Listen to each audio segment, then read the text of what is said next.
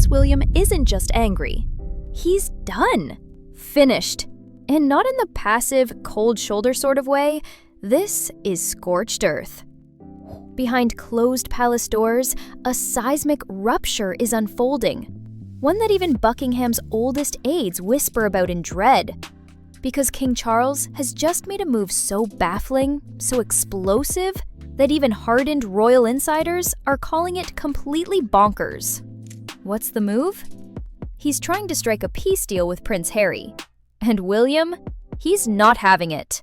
He's not arguing, he's not pleading, he's preparing for war. Because in his eyes, this isn't diplomacy, it's betrayal. This wasn't some half-hearted phone call, no olive branches over WhatsApp. This was a real summit. A quiet but calculated attempt to mend what many insiders now call the most fractured sibling relationship in modern royal history. Location: the Royal Overseas League in London. Elegant, discreet, and just a stone's throw from Clarence House.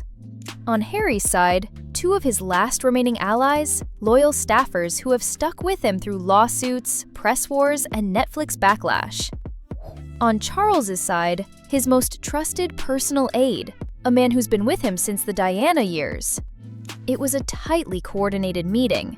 Everyone who attended signed NDAs, but the leaks were inevitable. One royal courtier, under anonymity, revealed this wasn't casual. This was strategic. Charles is desperate to keep Harry from detonating any more bombs. He thought maybe, just maybe, he could contain it before William found out. But William did find out. And his response? Silence. Not a phone call, not a message, not a whisper of acknowledgement. His team, carefully briefed, made a conscious decision. They ghosted the entire process. To the media, it seemed like absence. But to the palace, it was the loudest protest possible. William's absence was a message, and that message was, not one more chance. To understand the depth of William's rage, you have to rewind the tape. Yes, there was the Oprah interview, where Harry and Meghan painted Buckingham Palace as cold, out of touch, and racially insensitive. Then came the Netflix series, where archival footage was cherry-picked, voiceovers painted William as the enforcer, and the firm was portrayed as a palace cult. And then, the memoir, Spare, a book marketed as raw and vulnerable. What it really was? A grenade lobbed straight at Kensington Palace. In it, Harry didn't just air family laundry, he weaponized it. He recounted physical fights with William, painted Charles as emotionally stunted, but the real dagger? His portrayal of Catherine, the Princess of Wales. She was depicted as uptight, passive-aggressive, even manipulative. But what the public didn't know at the time, what Harry certainly did, was that Kate was privately battling cancer during this entire media onslaught. Insiders say William didn't just read those chapters, he memorized them, word for word, line by line. He didn't see a hurt brother crying out for healing, he saw a man destroying the one woman who'd kept the monarchy afloat. For William, this was personal, said a close family confidant. This wasn't a PR crisis, this was his wife, his children's mother. He swore, then and there, Harry was dead to him. Charles sees himself as the father first, monarch second. At 75, he doesn't want to go to his grave with his sons at war. His courtiers say he still believes in redemption, in unity, in the power of time, that this feud is just another tabloid drama that will eventually cool off. But here's the problem. He's gambling with the crown. And William? He sees that, and he's furious. To William, Charles isn't acting like a king. He's acting like a guilt-ridden parent, willing to sell out duty for sentimentality. Because Harry isn't crawling back for forgiveness, he's crawling back because his brand is collapsing. Let's look at the facts. The Spotify deal? Terminated. The Netflix content pipeline? Running dry. Public sympathy? Evaporating. Book credibility? Questioned. Hollywood buzz? Ice cold. And now, out of nowhere, a peace treaty? William sees it for what it is: a rebranding campaign, a strategic Hail Mary to regain public trust. And Charles, naive or not, is playing right into it. Harry wants to rejoin the royal story, but without the responsibilities. William sees that, and he's not letting it happen. Let's not forget, Prince Harry and Meghan still use their royal titles: the Duke and Duchess of Sussex. On book covers, on podcast intros, on charity announcements, on product labels, on Instagram bios, even on lawsuits. They abandoned the monarchy, mocked it, sued it, but they still cling to the branding. To William, it's the ultimate hypocrisy. You can't torch the institution and then profit off its ashes. And insiders say, when William becomes king, those titles? Gone. He's already drafted proposals with his constitutional advisors. One senior source revealed, the moment he has the authority, the Sussex titles will be stripped. Out of revenge, out of principle. Because for William, the monarchy isn't a gimmick.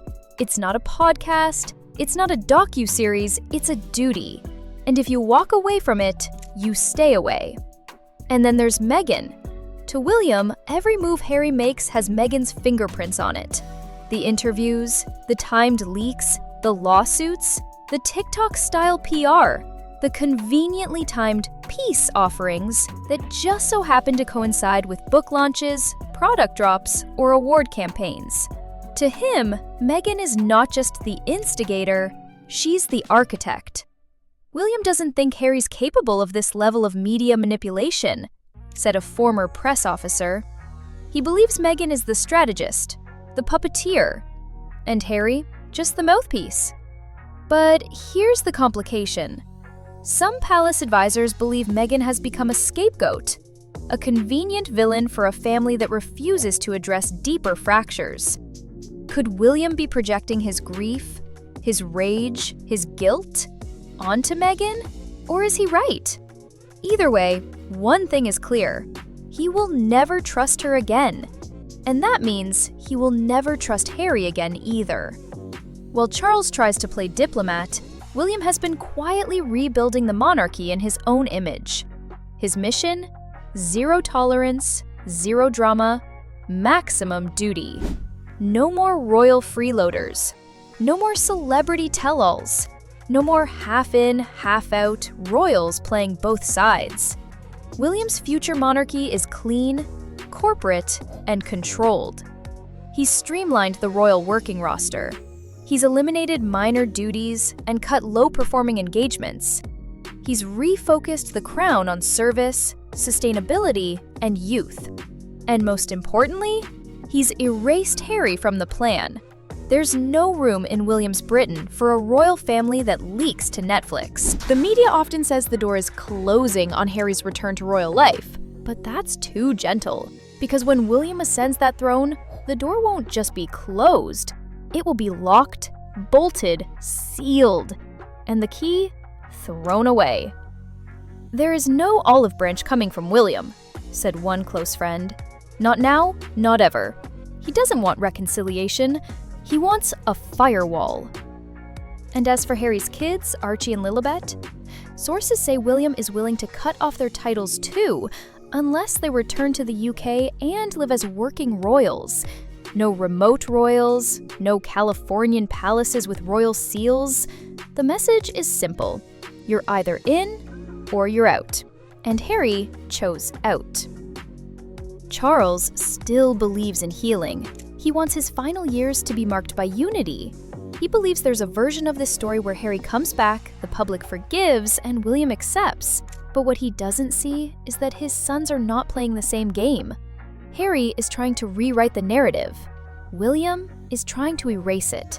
And in the middle, a 75-year-old monarch who never learned to say no. He never said no to Diana. He never said no to Camilla's slow campaign. He never said no to Harry's tantrums. And now, he can't say no to peace. even when that peace could destroy his eldest son's legacy. This was never about reconciliation. Not really. This was about Harry wanting back in, on his terms, a limited-time reunion, a staged apology, a new redemptive Netflix special, all while keeping the titles, the brand, the illusion. But William? He'd rather torch the entire bridge than watch Harry walk across it again. Because he doesn't see Harry as a brother anymore. He sees him as a threat. To the monarchy, to his family, to everything Queen Elizabeth II built. So while Charles dreams of peace, William is already planning a future without Harry. And that future? It starts the moment that crown touches his head. Because when William becomes king, the age of second chances will be over. Forever.